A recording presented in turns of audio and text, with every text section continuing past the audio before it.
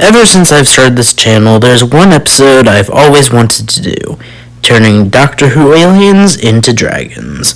Over the past weekend, a new season of Doctor Who premiered, so I figured this was the perfect opportunity to do a completely different episode.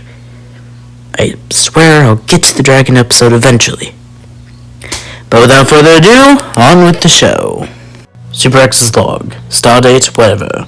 Earlier today, I was informed by the Octonians that their planet was under attack by a group of 4 xenomorphs, each one coming from a different species, none of which are native to my universe.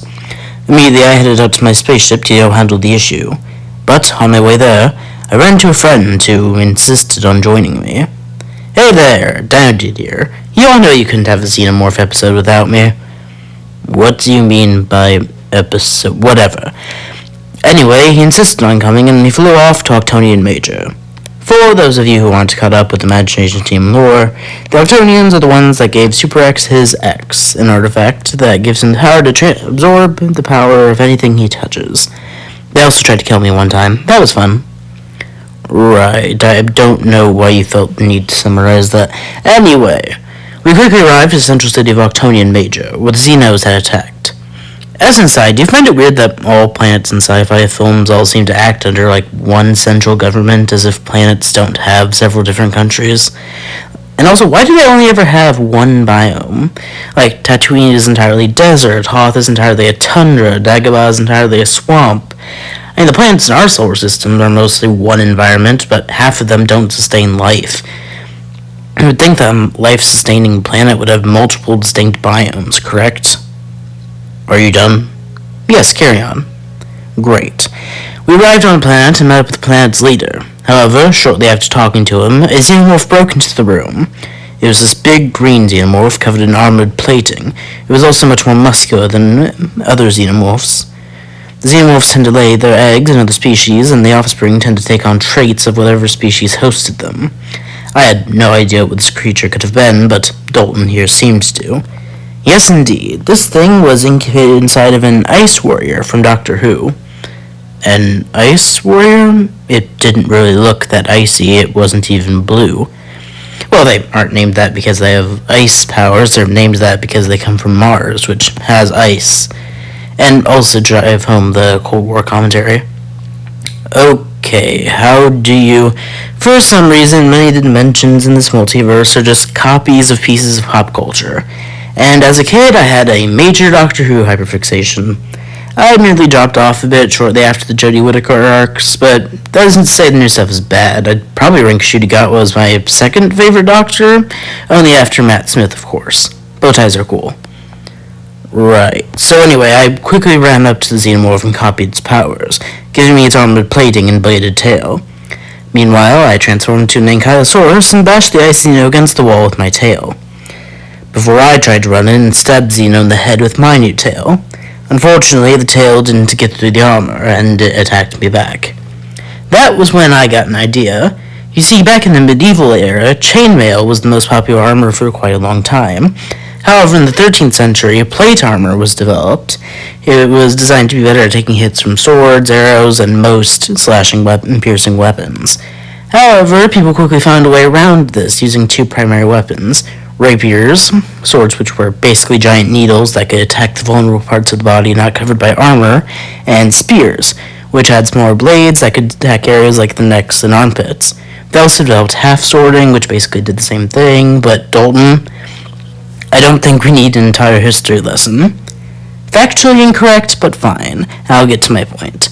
I turned to Aiden and asked if he could rip off the ice Xeno's tail and throw it to me. He did, and I used the tail as a spear and stabbed the creature right in the neck, killing it.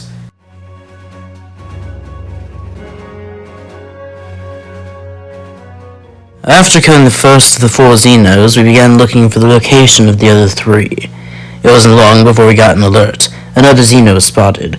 We quickly arrived on the scene, and at first I was confused. The first thing we saw didn't look like a xenomorph, but a statue of a xenomorph. Only with wings. Dalton, however, immediately started laughing. Oh, hello again, my favorite childhood traumatizer, I said. I turned to Aiden. These things scared me so much as a kid. What are are these things?" he asked. "These are weeping angels, stone statues that only move when you don't look at them. Don't blink, by the way." "So, like SCP-173?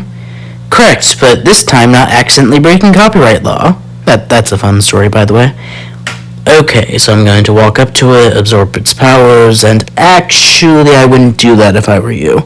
The Weeping Angels, and presumably this Xenomorph variant, hunt their prey by touching them and sending them back in time to before they were born."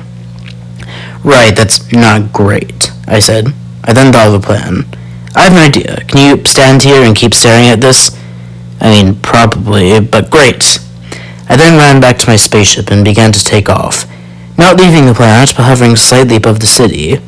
I then began shooting at a nearby building, causing it to collapse. I'm not typically one for excessive property damage, but this time it was worth it. The building collapsed right on top of the Weeping Xeno, crushing it.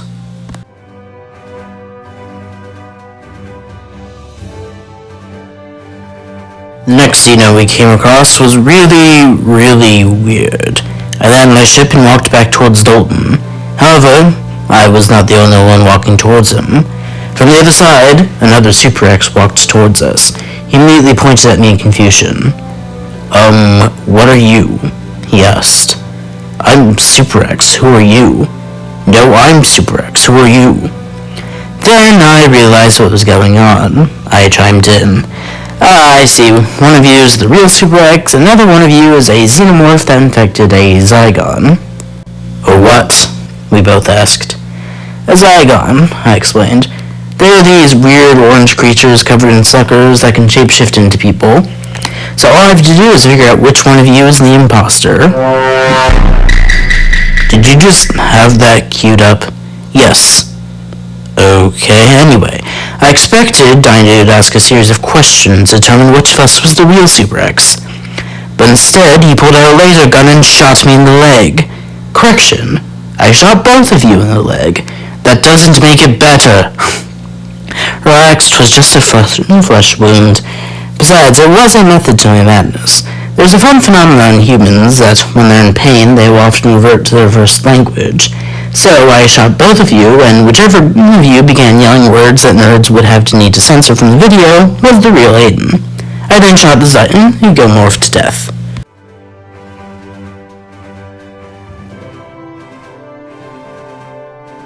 The last Xenomorph took us forever to find. We received reports of destruction throughout the city, but no Xenomorph was spotted. However, after wandering around the destroyed city, I saw some debris fly through the air. I turned to see where it had come from, but I couldn't find a source. But then, Dino Dude saw something. "Over there." "Where?" "Right here, the last Xenomorph. It's big, white, kind of looks like a parrot had a baby with the Dominus Rex. Looks kind of cute, actually." "I don't see anything." At that point, I realized what was going on.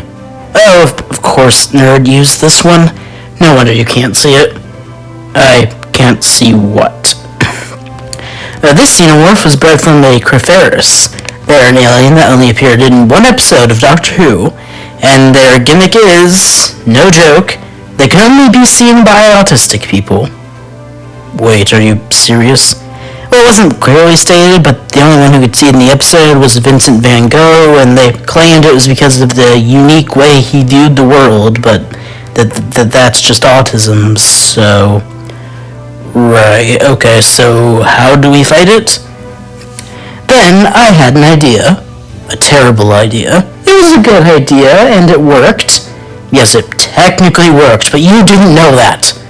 I had a 95% certainty. Okay, 92. Either way, I began walking towards the Xenomorph with my hand held out like I was trying to tame a Night Fury.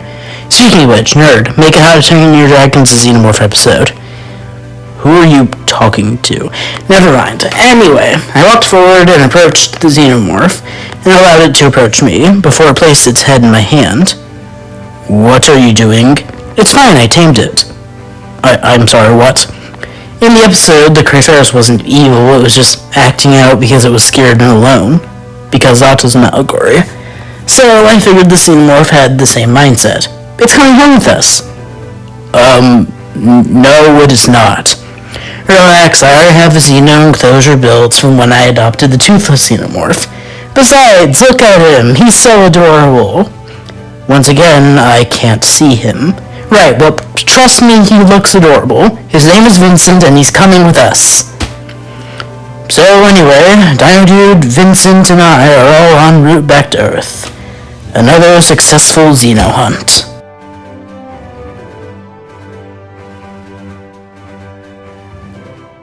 If you want to see more Xenomorphs, or that Doctor Who Dragons episode finally, comment below.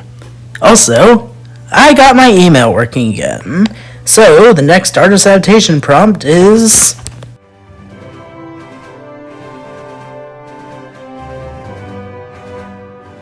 But until then, goodbye, and I will remember you all in therapy.